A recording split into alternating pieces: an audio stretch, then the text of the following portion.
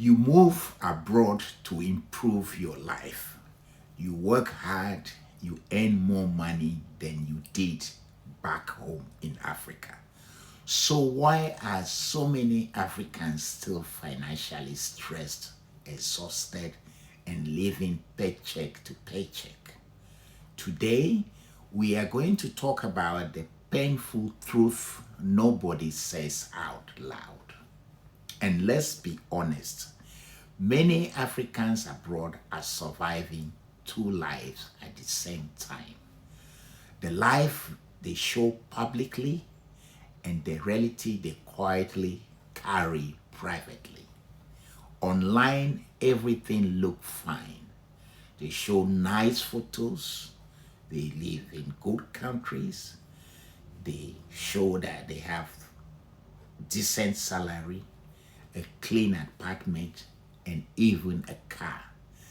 But behind closed doors, there is pressure, constant pressure, because life abroad is expensive in many ways. Many people back home do not fully understand. Rent alone abroad can consume half of your income. Then you have to pay tax, insurance, transport, food, childcare, immigration costs, and service your debt, and then unexpected emergency. On top of all that, you have responsibilities back home. Responsibilities to help parents, pay school fees, pay medical bills, contribute to funerals, and support your siblings.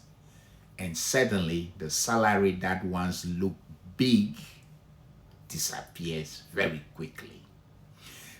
Now, here is the emotional part many diasporans never say openly. Sometimes you feel trapped between two expectations. Back home, people think you've made it, but in reality, you are exhausted trying to survive. And this silent pressure slowly affects people mentally. Many people abroad are burned out. They are financially anxious, they are emotionally tired, they are overworked, and they are stuck in survival mode.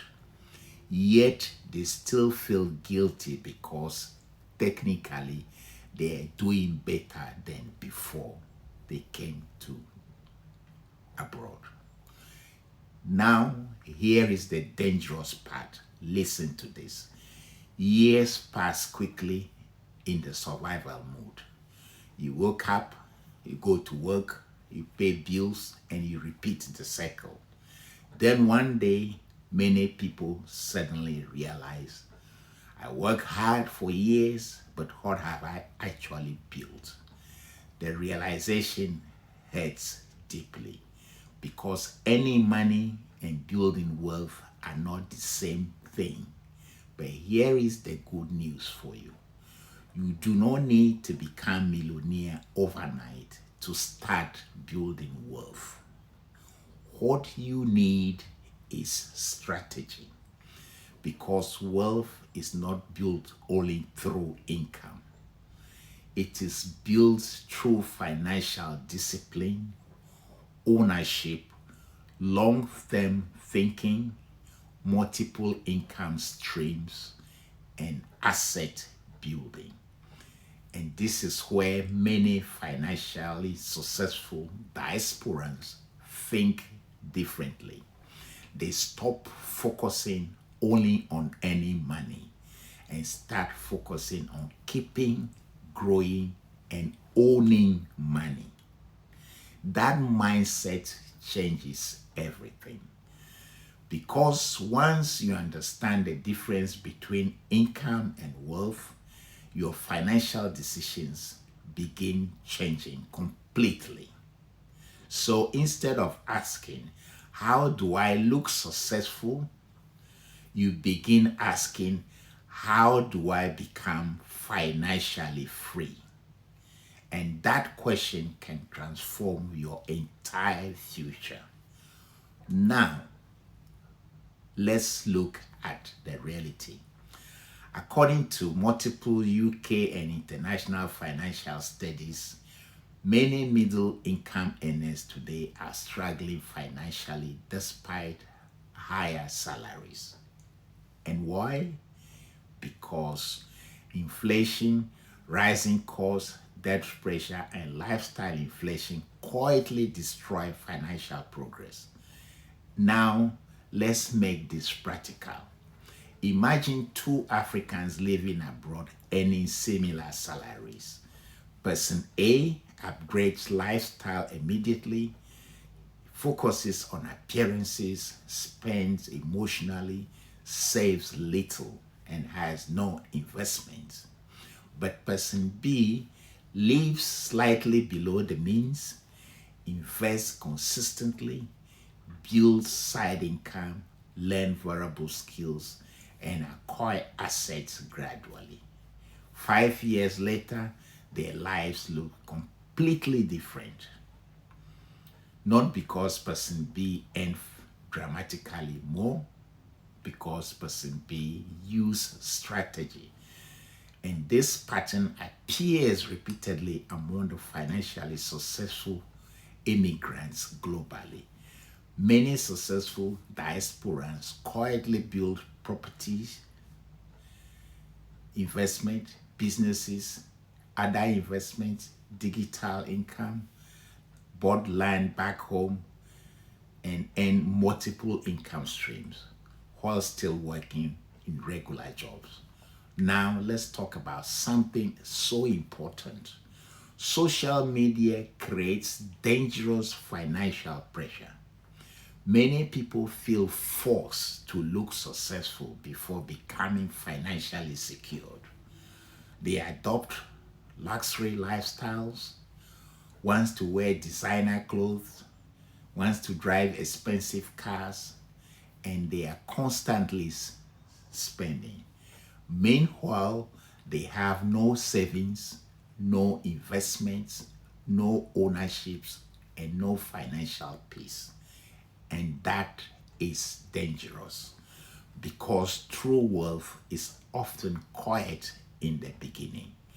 Real wealth usually looks like consistency, patience, discipline, and long-term thinking. Most wealthy people spend years building quietly before success became visible publicly. And this is one reason many Africans abroad remaining financially stuck, which we call lifestyle inflation. The moment income rises, expenses rise too. That cycle keeps people trapped for years. Listen carefully. You did not move abroad just to survive endlessly. You move for opportunity, stability, progress, freedom, and a better future. But freedom requires intentional financial decisions. But the good news is, it's not too late to change direction. You do not need to fix everything overnight, but you do need to begin thinking differently.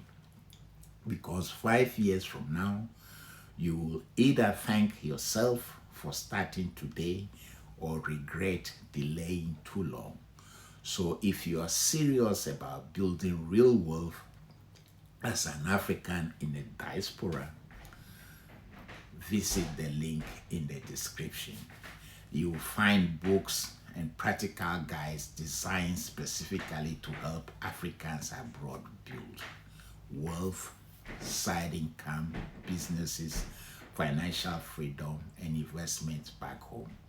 And subscribe to Diaspora African Success because this channel is built to help you stop surviving and building lasting wealth. Comment below. What's the difference?